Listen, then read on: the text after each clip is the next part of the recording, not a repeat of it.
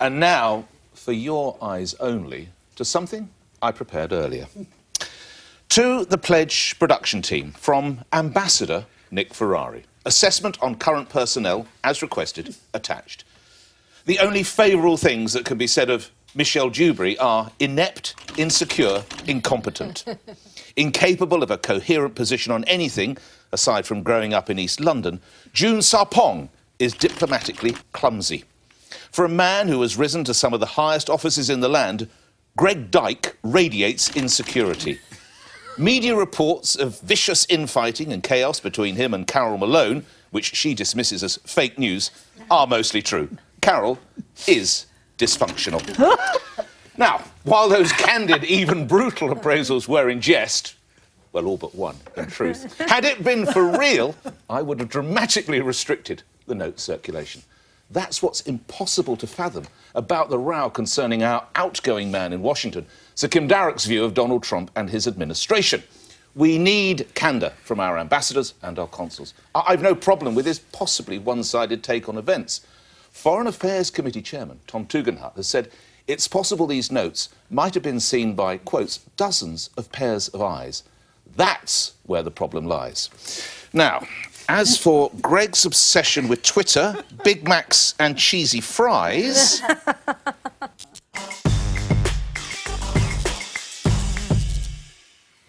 I think, you know, you're absolutely right about what was said. The tone of that cable was quite abusive, I thought. I thought the word, it sounded personal, it sounded a bit bitchy to me, actually.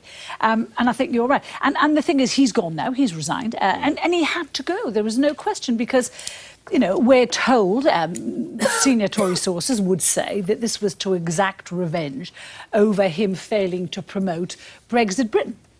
And if that was the case, well, then it's partly his fault he had to go. If he wasn't doing that, you know, he's an arch Europhile. You know, he was Tony Blair's Europe advisor between 2017 and 2007 and 2011.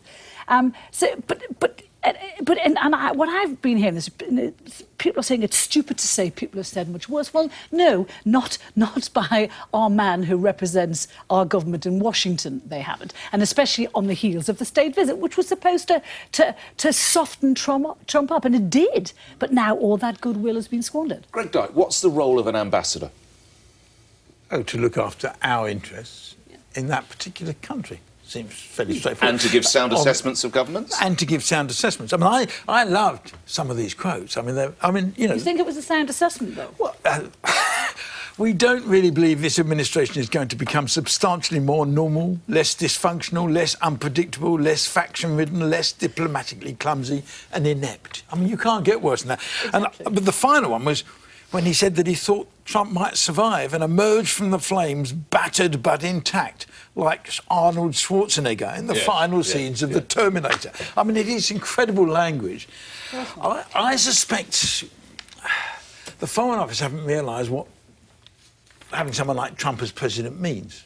That actually you can't write this stuff. You can't. You can't.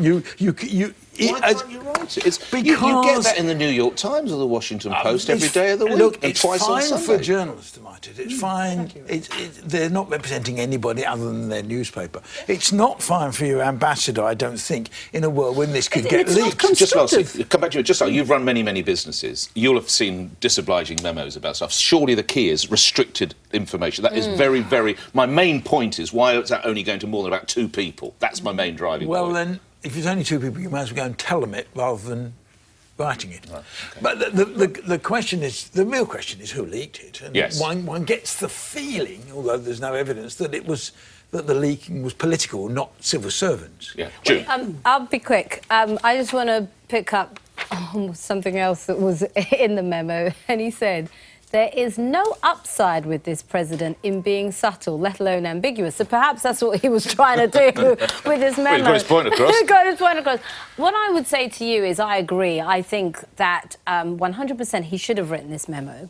But I actually think it shouldn't have been circulated at all. I think it should have been filed for historical purposes. Because I think we need to be documenting this moment in history so all the information is there for when we look back on it.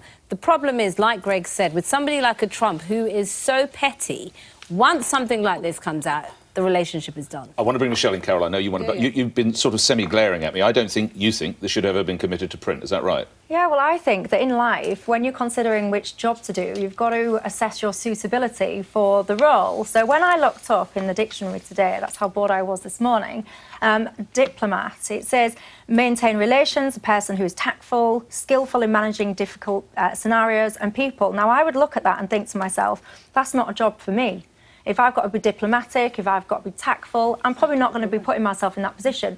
If you are, as Sir Kim did, put himself in that position, it's wholly inappropriate to then be describing people and scenarios in the language in which he did. This is a man with an extremely distinguished and long career. Let's just say he's asked... In this instance... Well, hang on, I put it to you, hold on, I put it to you that a senior government source says, I want a frank, candid assessment of Trump and his administration. Yeah, what's the man to do? What's the man to do? They use the terminology unvarnished. That's what they ask for, an unvarnished perspective. And you can give an unvarnished perspective without resorting to things like Terminator, rising through the ashes. It's embarrassing, it's unprofessional. He shouldn't communicate like that in his job. And as for the person who did the leak... Can I come in with Trump's response? This is genius. I mean, if it wasn't serious stuff, it'd actually be hilarious.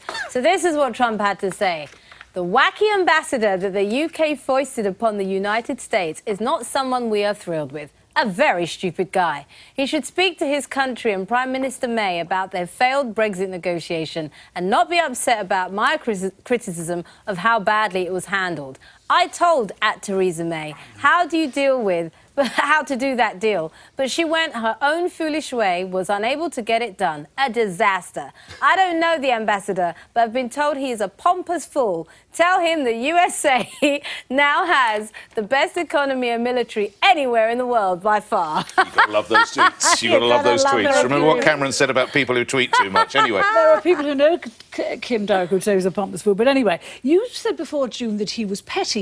I don't believe any president anywhere could fail to be insulted by that kind of language and to react. But he's used worse language on everybody else. No, but doesn't matter. That's irrelevant. When this is a diplomat, I think it was insulting. And the thing is, you know, he can no longer do his job. You know, there was a piece in one of the papers today saying he's blaming Boris Johnson for not supporting him in the debate the other night. The breaking straw that he didn't support. Johnson didn't support. Which is nonsense. The breaking straw was when Donald Trump says we will no longer deal with you. The administration will not do with you. And he's quite right to say that. You can't have a president here where we fussed and faded over him because we want favours, and then for him to be slagged off worldwide in this way. But the president, I mean, the idea that anyone's going to take Trump's advice on how to negotiate Brexit is just a joke. Why is it? Well, because he's a clown. Yeah, but there's a lot of people. The man is a clown. What is terrifying? He's not doing too badly, actually. Hold on, he's a clown with record employment, and the shares hit an all-time low, all-time high this week. Because of the Obama administration. Yes, it is. But also, it's about if you hack taxation for companies, your shares are going to go up. Correct. But I mean, that's not the point. The point, his response to this is the problem.